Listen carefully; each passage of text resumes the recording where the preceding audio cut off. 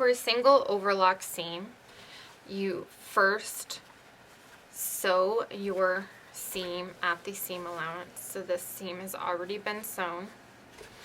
Then go and overlock your edge, so serge this edge, or you can use the overlock stitch on your sewing machine.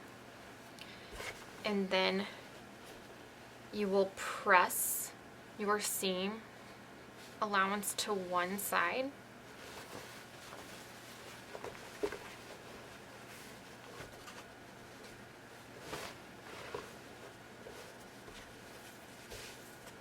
So from the wrong side, I'm just going to press my seam allowance away from my iron.